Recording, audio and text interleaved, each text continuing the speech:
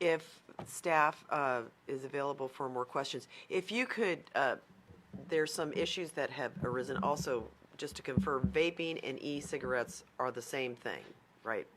Yes. Yes, okay. And, sorry, I'm really behind here. So, Yeah, so the ordinance that's here would ban the sale of all flavored tobacco products, including all flavored e-cigarette or vaping devices, whatever term we're using there. okay, because you've heard the testimony from the retailer who, on Castro Valley Boulevard, or in Castro Valley, who has stated that he believes, in his opinion, this ordinance would outlaw his business.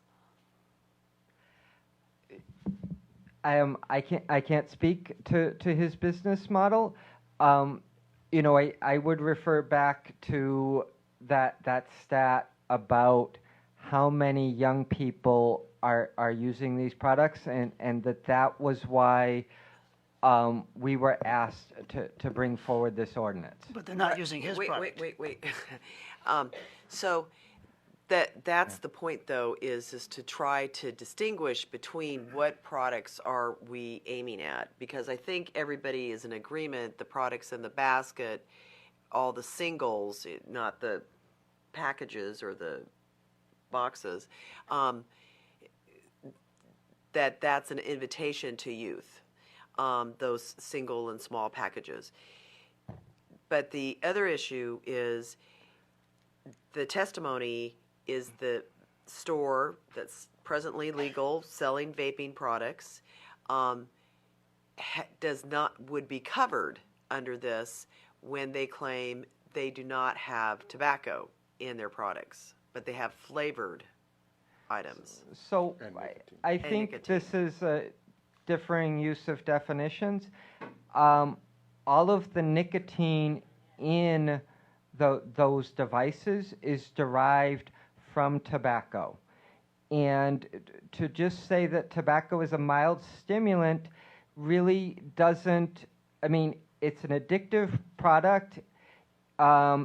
If we, anybody who's seen how many people get sick picking these products, particularly young people, nicotine by itself is not a harm-free substance. And to promote that nicotine alone is wonderful is not something that the Tobacco Control Program or the Public Health Department would, Agree. promote. Yeah. Okay. Also, last question is, this was presented to the other organizations. I understand the Castro Valley MAC. Any other committees that it's been presented to? This will be presented to Cherryland Association on December 10th. And it's also been heard by the Alameda County Health Committee, Alameda County Planning and Transportation, and will tomorrow night be heard by the Unincorporated Services Committee. Okay, and so the only other organization that has heard this so far, or it's been presented to, is the Castro Valley MAC. Is that correct? Yes, that's correct. Okay, and what was the can you tell us what the recommendation, or was there a recommendation? So they voted 5-2 for a tobacco retail licensing ordinance.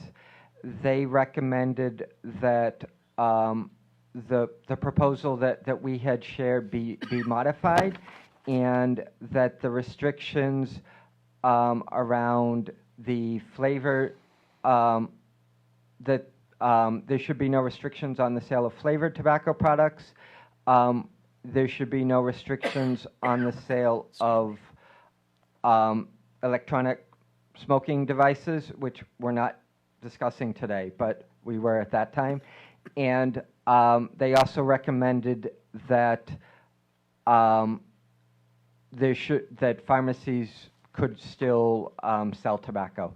They also recommended that the penalties be increased, and that a second violation would be sufficient for license revocation. They, also indicated that the packaging change was okay, I believe.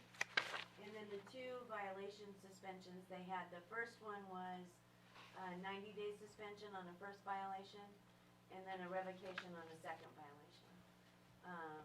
And then as Paul said, flavors and e-cigarettes, they left as okay, didn't do anything there. And that every retailer needed to have a license to sell. Okay. Every year. Yeah, and An annual licensing. Yes. May I add believe they something? also agreed with the tobacco retail density requirements as well. And also the $8 a pack gig, right? Didn't they? Correct. Yeah, they also Yes. agreed to make it more expensive and therefore less accessible. oh, a minimum price. Yes. Okay. Any other questions? Yeah, Chris, I got a couple things. I don't know if you had a chance to look at this thing that Tona forwarded to you guys over here. There's some really striking statistics here, looking at youth sales rate before an ordinance and a youth sales rate after an ordinance. Oh, this is on the other side of this. Yeah. Okay. Yeah, anyway, I found that was some really striking information. And then the presentation lacked any information on usage in the Hayward School District. And I didn't get any response from either the Hayward School District or any of the members of the school board, which was kind of strange. But anyway, the other thing that was in that package from that you got yesterday, where I think we're seeing in Hayward, the numbers are a little bit higher than the other.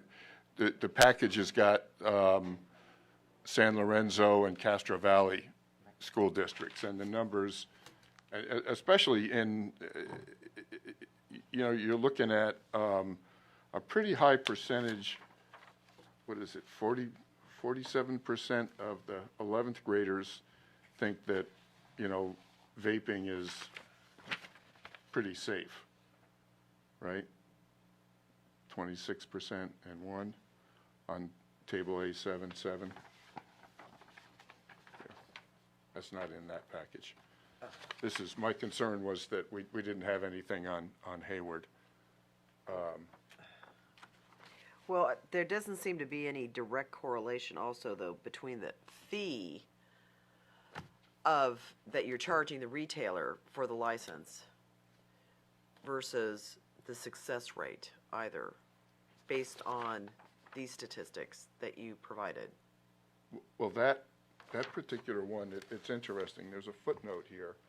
These places with the lower fee, it looks like they're using alternate funding sources, right? It says have you guys looked at the? Well, right, that does not fully cover administration and enforcement costs. The fee is supplemental with another stable source of funds, such as the master settlement agreement funds or general funds.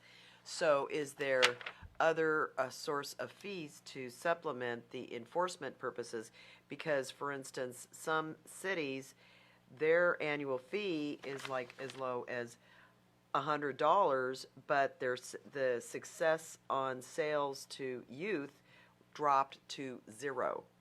So there's no direct relationship between the fee paid by the retailer and the success of the program. So you could have a very low fee and still be very successful. So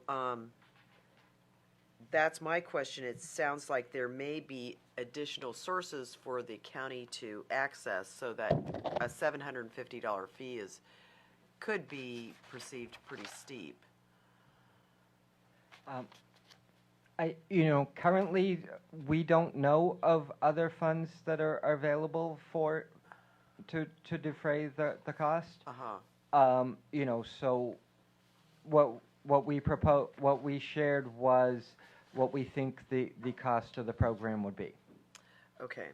And just to clarify, what Paul said earlier is that the model of a tobacco retail license fee is to charge a fee for retailers annually for complete cost recovery. So it's calculated to cover the complete cost of administration and enforcement and not be a penny more or less than it takes to actually run the program to ensure effectiveness in implementation. Right, but there's also apparently a master settlement agreement that municipalities can participate in.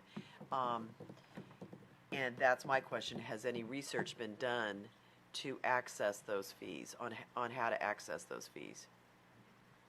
Or funds? Yeah, so the county has some master settlement agreement funds. Some of them have gone towards the medical center.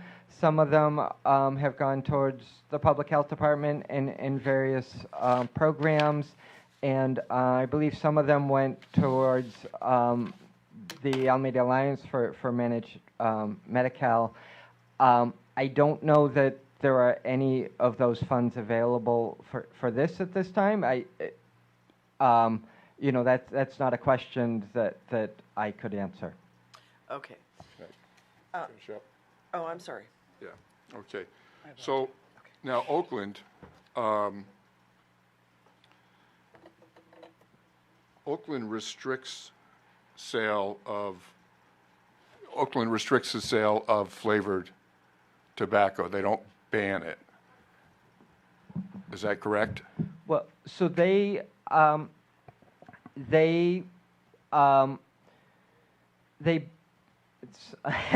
created an exemption for adult-only retailers. So stores that were saying they only sold tobacco products and were only selling them to adults.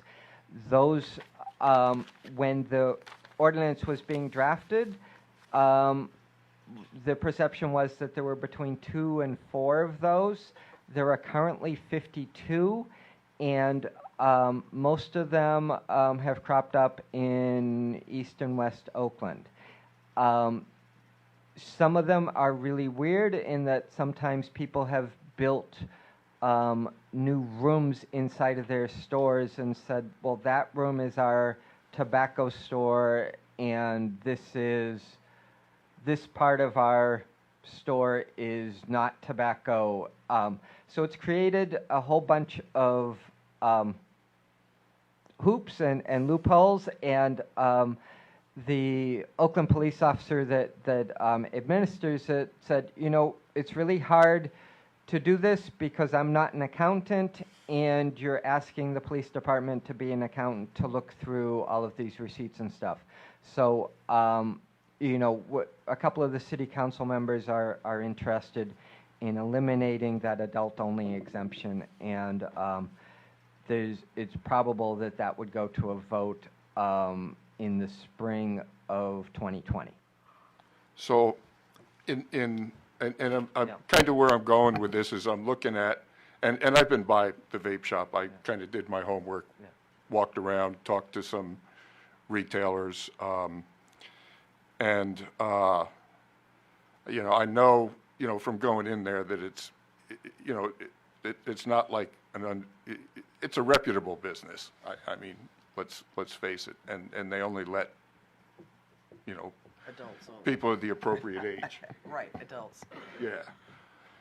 Anyway, it seems like the danger is getting this kind of stuff out there in the mom and pop stores where the kids have access to it, and I think you correct me if I'm wrong, but I think that the vast majority of the violations to the existing regulations are in more of the full-service kind of stores. I know the Arco station at Center and Grove had their tobacco, I guess it's a state license. Their tobacco license was revoked for a while. I'm not sure about, I can't speak to Arco. You don't know? But just to clarify the other point that you made, the vast majority of stores that are violating and selling to minors from a statewide survey in 2019 are tobacco stores and vape shops. So those are the highest violators of tobacco sales to minors. Okay. I'm trying to, I'm trying to find a way to accommodate, I don't know, divide the baby or whatever here, so. Okay, Dale, you have a Dale? question? Just a statement then a question. The statement is, I really like the idea of exempting adult-only retailers. It doesn't take an accountant. You don't allow anybody in who's under 21. It's easily enforced. Secondly, we can come back to that later if you want. Explain to me what the deal is with pharmacies. Is it pharmacies are prohibited under your proposal from obtaining a license to sell, or is it a building that has a pharmacy in it? And I'm thinking like the Safeway on Redwood Road. They have a pharmacy. Would they be prohibited from selling tobacco? They would. Yes. Ah. Like Walgreens and I don't know, CVS, all those stores, they presently sell tobacco. So about 5 years ago, CVS voluntarily stopped selling tobacco. Almost all of the independent pharmacies don't sell tobacco. Walgreens and Rite Aids are the chains that still sell tobacco. So this would cover Walgreens, Rite Aid, any supermarket that also had a pharmacy. So that would include a Safeway. It would probably include the Walmarts, and I'm not sure what else, but yes. And they'd be prohibited from selling tobacco or flavored tobacco? From selling tobacco. Wow. Okay, excuse me, you have another I'm sorry. question? Yeah, I'm sorry. Go ahead. I didn't mean to No, jump in. no, the chair recognizes you now, but Thank why, you. can you stay focused? Please, Thanks. thank you. So, now going back to the definitions, can those pharmacies sell the patches and the gum? Yes. So because those are approved FDA Okay. cessation devices. Okay, any other questions? So what's the purpose of adding in the pharmacies? Yeah. So the idea is that pharmacies that sell tobacco send a mixed message, especially to young people, that pharmacies are trusted places where people go for medicine and healthcare needs, not where people should go to purchase products that can kill. That's the kind of rationale behind it. And San Francisco was the first in the state to adopt a tobacco-free pharmacy ordinance, and then since then there's many others throughout the state that have adopted similar ordinances. Okay. Any discussion here? Yeah. No further questions to staff at the moment, I No, gather. not at the moment. You want to start us? Well, I find the fee problematic, the $750 fee. I think that's problematic because that's a lot. That could be a lot to a small retailer, and I think that is too much. And also on the density recommendations, I mean, I formerly sat on the Board of Zoning Adjustments, and there's a constant problem with the alcohol issue and calculating that out. So I'm glad there's some consistency, but at the same time, I think the public health should be looking at that ordinance in its entirety on how to improve it.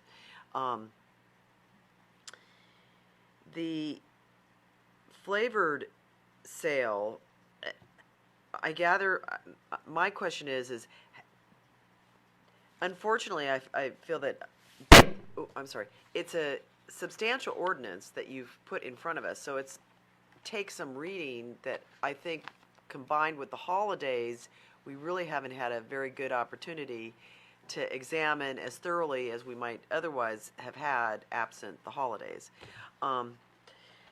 So that's what makes this a bit harder. I agree that the exemption on the adult only is something that sounds reasonable. And as far as, and I think the small packaging is something that is certainly meritorious, that's a good idea. I'm not quite sure on the pharmacy combination, only because I know that the Safeway and the Walgreens Council will certainly be looking at this and would be asking for a stay, et cetera.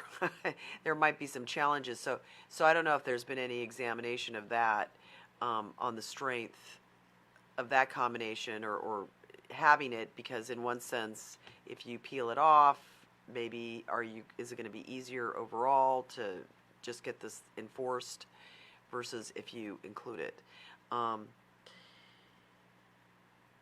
So those are my initial thoughts. I think it's a good idea, but I would like more time, basically, to be able to peel this apart some, so that we're making a better, more knowledgeable recommendation to the board. So I don't know if there's any timing tied to this or not, or if your department would be willing to come back after making your other rounds, because we're one of the first groups, it sounds like, and you have many others to go. Yeah. So at the Transportation and Planning Committee meeting on November 4th, the supervisors Haggerty and Miley had recommended that this go to the full Board of Supervisors on December 17th. So we're trying to meet that timetable, and I hear, you know, that it's a lot, and I mean we've sort of been sticking our nose in it for several months, so I understand that can be a lot to try and Digest. yes. Right. And particularly the distinguishing point on the e-cigarettes, and so that you're not interfering with people like the speaker here today, Bob Swanson, who's been very successful with his program, and that's a good thing. And we don't want to be interfering with that program. So that's my concern too, is how do you dice this so that you're not interfering with those types of programs, and you're not interfering with the retailers who are not selling to children, but are selling only to adults, and you're not financially burdening a small business whose every dollar counts. So to me, again, the $750 does sound a bit steep to sell just that one product. Jewel, I just wanted to note that I believe at tomorrow night's meeting, there may be some discussion about allowing some more time. Oh, good. To review, because there's some other questions with it also. Okay. So I just wanted to bring that up to you. So would it be possible for us to continue this matter to a date when the public health would be able to return? That's really up to you and them, quite honestly. I just know Right. that that's going to be part of the discussion, so that there may be a potential, you know, who knows what'll happen. Right. But I know that it will be brought up. Okay. Okay. I mean, to me, that sounds like a reasonable, if the board is interested in such a motion. I would disagree with you. I think we're ready to go now. We can certainly put limitations in there. I know it was a lot for us to cover, but I mean, Are you ready to make a motion? I'm ready to make a motion. There's some things. Hang on, see. I think he might have a comment, but I think the cost recovery issue aside, let me run through what I see is okay and what I see is not, and then maybe Dale, and we can figure it out. The cost recovery system issue, do we even have a say in that? I think that might be, and let me run through all these before we go back, because I think that might be a county-wide kind of thing where they have to recover their costs, but they can't make anything more of it, and that has some strategic implications down the pike. I'm not necessarily bothered by the pharmacy issue, because I see, as I did my research, I see all over the place. If we don't kind of crack down on this stuff, we're going to become the dumping ground, just like we have been for alcohol. I mean, all the areas around us are doing this, so it's all going to come and just like we got with alcohol. I don't think anybody is saying no, don't do it. It's just So an let issue. me finish up, okay? So and the pharmacy issue, I'm seeing that, going out doing my Google searches and stuff, and it's just coming everywhere. I mean, it'll probably happen without us doing something. But can you state what your motion would be? Okay, my motion would be to endorse the product. The flavor issue, I think we should limit it to adult-only stores, and I think we can put language in that prevents abuses. It seems like, if it's an adult-only store is not the back room of a convenience store, right? And I know there's got to be legal ways to say that, because again, in terms of a burden on the small businesses, I did talk to several small businesses. The closest one was, I left a package for Paul at the one on East Avenue, but the little market on D Street, I sat down and talked to them. They've got a couple of stores in the community, and talked to them about the vaping and the like, and they didn't see this as a hardship on them. As a matter of fact, they said, if we had to pull all the vaping products off our shelves, it really wouldn't impact our business model. So granted, that's anecdotal. I only talked to 2 or 3 businesses, but they weren't bothered by the proposal of that fee. So what is your motion? My motion is to accept this, but allow adult-only stores to sell flavors. I used candy when I quit. So. Okay, so the question though is going to be to define what is an adult-only store. That's the staff's. Because if you sell so basically the grocery store on D Street you went and visited, who also sells potato chips and candy, is not an adult-only store. Right. So they would be arguably prohibited from selling the flavored. But if you have a store that does not sell products to anybody but adults, like no potato chips. Right, yeah. Then they would be authorized to Right. have flavors. Okay. Anything else? That's it. I sense a little bit of disagreement here on the pharmacy issue. I would just as soon we just say, no, you can't sell it in a store that's got a pharmacy in it. If it's Safeway or Walgreens. I'm not entrenched in that. Is there anything else that you'd like to add? I mean, is it? No, that's it. Okay. Do we have a second? No, I have, may we continue the discussion? Well, we need a second to Well, I'm not gonna second a prohibition on the sale of all flavored products. I don't think that's an effective way to keep it out of the hands of kids. Well, I think what I was moving was that we could have the adult-only store sell. How about the 7-Elevens and, No. so you're advocating a prohibition of the sale of all flavored tobacco products except for adult-only stores? Correct. Ah, Okay, so we don't have a second. Right, so the motion dies. Okay. So my motion, well, let's see, do you have a motion? I do. Okay, and what is your motion? If we turn to page 21 Of which document? of the slideshow, Of the slideshow. their presentation, which, by the way, Paul and Rachel, it was a great presentation. You did a good job. You've done a good job speaking it, so thank you for that.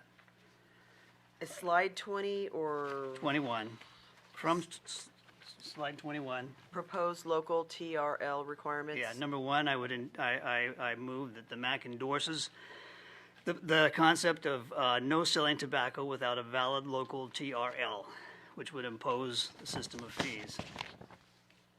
Then skipping down to 22, I'm suggesting that the MAC endorse the creation of pricing requirements for the sale of tobacco where larger quantities are required to dramatically increase the price as a tool to keep it out of the hands of less affluent purchasers who are targets and kids. I suggest we endorse the resolution, endorse the establishment of a minimum sale price of $8 per package, and that we endorse a minimum package size of at least 20 little cigars or related product. And we prohibit the redemption, we vote to prohibit the redemption of tobacco discounts and coupons.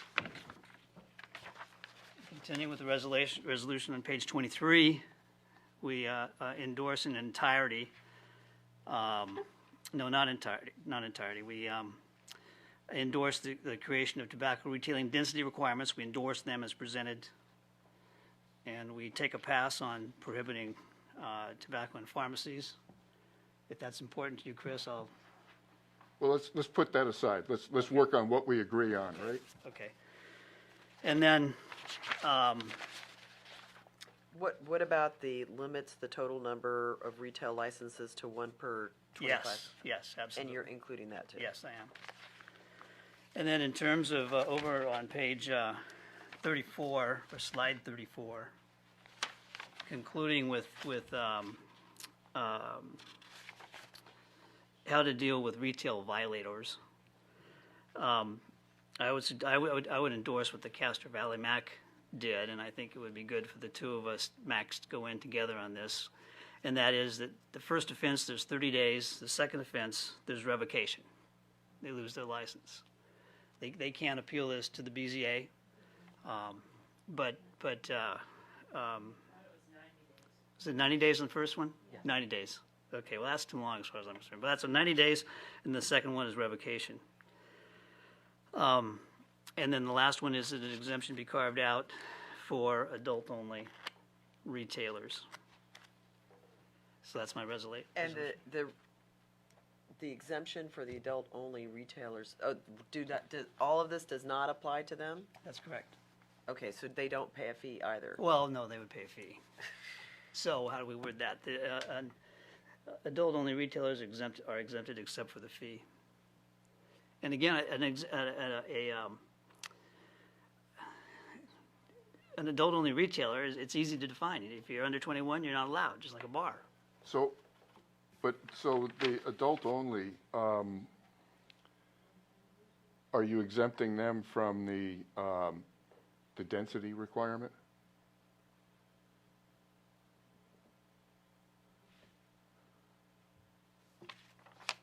No, okay, help me with the wording on adult-only here.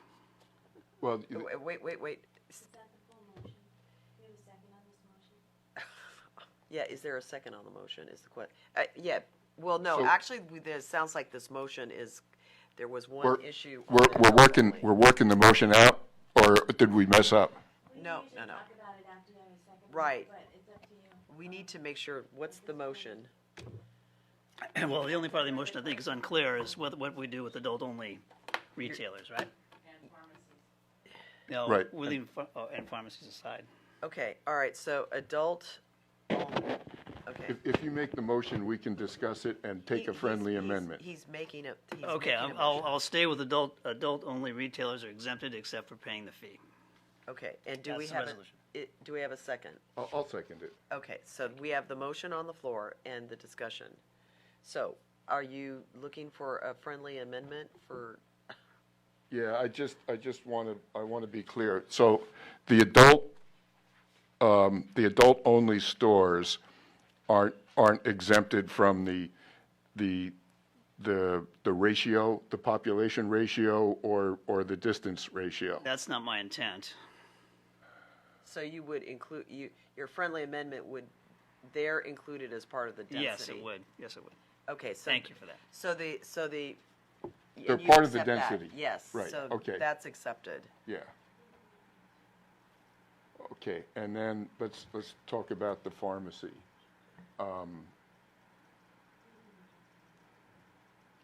How many pharmacies do we have that aren't chains? That are not chains? Yeah. I don't. Zero. I'm not aware of any, hardly any. I don't know what staff has any knowledge on that. You're accepting any frustration. The public testimony's closed. I don't, do you, Tona, do you have I don't, a suggestion? I Oh. just had a question. Okay, yeah, So, we might have missed it, but you didn't address, flavors. Yeah, thank you. yeah, he did address flavors though. Because it's where? None of us have it, so that's why I asked. Yeah, no, the All flavor, the members didn't. Okay, Tona's question is, I didn't address flavors. I thought you did. If we endorse no selling tobacco without a valid local TRL, does that not, No. It No. could, but you sort of skipped to the next page, so I think we thought that you weren't suggesting any regulations of flavored tobacco products. Or, If I'm No, that understanding, wasn't my question. But they didn't speak to it at all? You know, you asked about the CD map, right? They were kind of clear about the flavors, about whether they wanted to or not wanted to, and I remember listening to that discussion, and I just noticed, it wasn't about that, it was like, you just didn't address it, and so I wanted to make sure that we wrote that piece correctly, that you either didn't want to, and you weren't dealing with that, or you do. well, I want to. Would you suggest how we should amend the resolution? well, okay, so if you want to address the flavors, the question is I'd say, how do you address the flavors in the basket, so to speak? But it sounds like the flavors in the vapors, the e-cigarettes, are what we've heard the testimony on that have been helpful for some people. So, and also you did not prohibit the sale of all electronic smoking devices. You're saying, you're striking that That's right, suggestion. I'm striking that. Right, you're striking that, and so that you could prohibit the sale of all flavored tobacco products other than in e-cigarettes? Well, but That's one way to address it. I mean, does staff have any suggestions? the flavored. Wait, let staff, I asked a question to staff, please. so we hadn't looked at what an adult-only exemption would look like. So. You guys raised it. So I don't have any sort of clear recommendation at all. I would say if anybody were going to move forward with any sort of recommendation about adult-only exemptions, it really needs to be very, very clearly articulated because what we saw in Oakland was not real good. Okay, what about the question, though, about the flavored products? and distinguishing between prohibiting the sale of all flavored tobacco products other than in e-cigarettes, the vaping. And I would just that'll- refer back to the product, one of the products that's used the most among young people is flavored e-cigarettes. I just wanted to make sure that was clear. Okay. So, I have a, go ahead. no, go ahead. Wait a second, I'll decide that. Okay, go ahead, Dale. If I suggested an amendment to my resolution where it says, no selling tobacco products without a valid local TRL which restricts the accessibility and distribution of flavored tobacco products. So you, Okay, I'm getting a nod. so the, Don't stop nodding. okay, the question is, Tona, your question is? so the intent is to ban all flavors, No, restrict. restrict in what regard? Yes. Well, for one thing, we're bundling packages so that the quantity is so large that it increases the price dramatically. We're creating pricing requirements for the sale of tobacco. Okay, but what about, What's that got to do with the flavor? Well, that's what we're talking about here. Create price requirements for the sale of tobacco. It doesn't say flavored tobacco. Paul, Well, the flavors came up, I think, with part of the discussions previously, right, about menthols, and then from there it went. the flavors are the In general as it relates to kids, young people, right? creates pricing requirements for the sale of flavored tobacco then. So we have no selling tobacco without a valid local TRL which restricts the sale of flavored tobacco products and creates pricing requirements for the sale of flavored tobacco where larger quantities are sold at one time or required to be sold at one time to increase dramatically the price. Okay, and so that's gonna include, though, flavors for e-cigarettes. Which is fine. Okay. Because you're not, before you said prohibit the sale of all electronic smoking devices, so you're suggesting not including that. That's right. Okay, we're just trying to be clear. That's right. Thank you. I mean, is staff following this too here? Well, we're just talking about, I said, so the way that, Dale said it was, you want a TRL set up in a way in which it restricts flavors, Correct. period. That's right. Well, there's an exemption for adult-only retailers, but there'll be a process for defining what that is. Not, maybe. We don't have to do it now. I'm sure that others will. That's But you impo- want some sort of restriction on flavors. Yes. Right, Isn't that what it's all about? Restricting flavors so kids don't get it? right. right, so you can only sell the flavored stuff in the adult store? Is that, You didn't say that yet. No, he did, because he said the adult store only is exempted except for the fee and the density. Right, So that's correct. Okay, but, just to be clear also, this adult-only piece is not part of what they've presented at all. I no, realize that, but that's our endorsement is. the rec, That included. that's what the What you motion, suggested. yes, the That's right. motion, Adult-only exemption be included. right, that's what the motion is suggesting. Just making sure, you gotta Right, say. right, okay. Chris, do you have a question? yeah, I have Discussion. a question and then a procedural thing that we probably should talk about. If we restrict, if we drop the adult-only store restriction from, if we don't limit them, but, we let them, don't have the population cap on them, are we inviting, He is saying to include that. Yeah. oh, included, Yeah, okay, right. okay. So now, just a procedural thing, and let me defer to the staff on this. I don't know what the bylaws say. There's 3 of us here today. For this to pass, do we have to be unanimous, or, No, we had some majority. You have a quorum. Yeah, we have a quorum, it's a majority. 2 will win.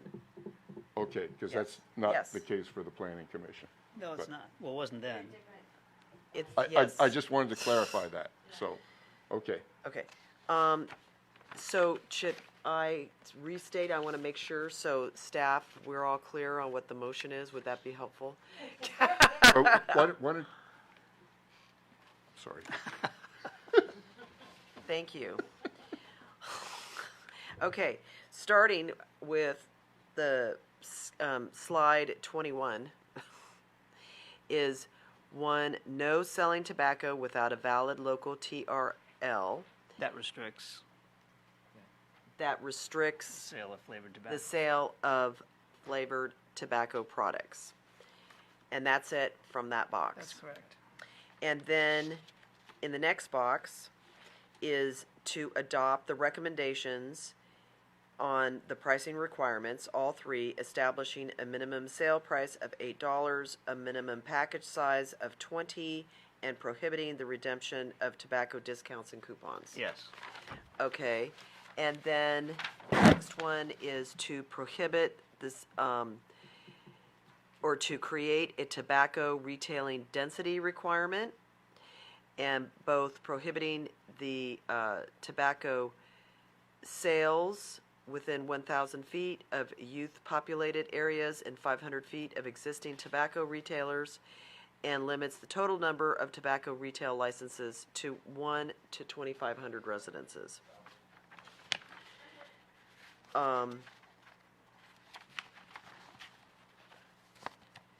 And let's see, then back is to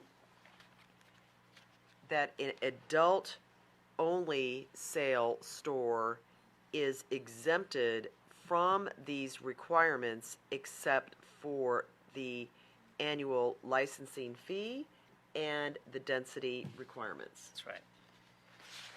Anything, I think? Yeah, then lastly, in terms of fines, Oh, right, first the offense is fine. 90 days, second offense is revocation. Okay, my only problem is that I think that still is a bit harsh on the first and second, that you're revoked on the second. Well, I mean, that would be my request for a friendly amendment is that I think the third time needs to be the charm, so to speak. okay. Okay, 3 strikes. So we go 30-60 revocation? Right, right. I think staff, there's some thinking or reasoning behind that.